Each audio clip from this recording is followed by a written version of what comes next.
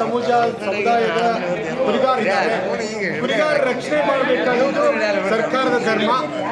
ಬಾಗಲಕೋಟೆ ಜಿಲ್ಲೆಯಲ್ಲಿ ವಿಶೇಷವಾಗಿ ಬಾದಾಮಿ ತಾಲೂಕು ಗಮನಾರ್ಹಂತ ವಿಷಯ. ಮನೆ ಮುಖ್ಯಮಂತ್ರಿಗಳ ಗಮನಕ್ಕೆ ಈಗಾಗಲೇ ಹೋಗಿದೆ, ಅವರನ್ನು ಅರೆಸ್ಟ್ ಮಾಡಿದ್ದಾರೆ.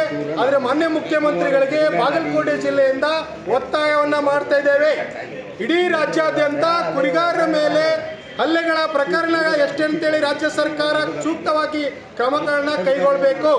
ಇಲ್ಲದಿದ್ದರೆ ವಿಧಾನಸಭಾವಾರು 224 ಶಾಸಕರ ಕ್ಷೇತ್ರದಲ್ಲಿಯೂ ಸಹ ಕುರಿಗಾರಿದ್ದಾರೆ. ತಾವು ವಿಧಾನಸಭೆ ಸಭೆಯಲ್ಲಿ ಇದನ್ನ ಚರ್ಚೆ ಮಾಡಿ ಕುರಿಗಾರಿಗಾಗಿನೇ ಒಂದು ಆಯೋಗವನ್ನ ಅಥವಾ ಒಂದು ನೀತಿಯನ್ನ ರೂಪಿಸುವ ನಿಟ್ಟಿನಲ್ಲಿ ಬಾಗಲಕೋಟೆ ಜಿಲ್ಲೆಯಿಂದ ನಾವು ಒತ್ತಾಯನ ಮಾಡ್ತಾ ಇದ್ದೇವೆ.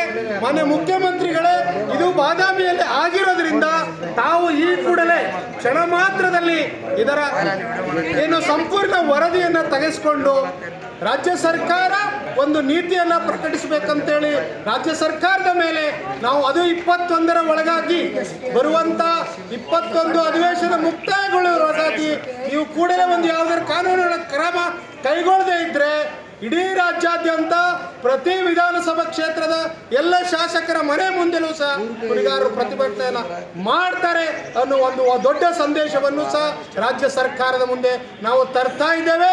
ತಾವು ಕೂಡಲೇ ಬರುವ ವಾರದಲ್ಲಿ ಎಲ್ಲ ವಿಧಾನಸಭೆಯಲ್ಲಿ ಮತ್ತು ವಿಧಾನಸಭೆಯಲ್ಲಿ ಈ ಹಕ್ಕು ಒತ್ತಾಯವನ್ನ ಮತ್ತು ಚರ್ಚೆಯನ್ನ ಮಾಡಬೇಕಂತೇಳಿ ಬಾಗಲಕೋಟೆ ಜಿಲ್ಲೆ ಎಲ್ಲ ಕುರಿಗಾರರ ಪರವಾಗಿ ನಾವು ಮನವಿಯನ್ನು ಸಹ ಮಾಡ್ಕೊಳ್ತೇವೆ. Thank you.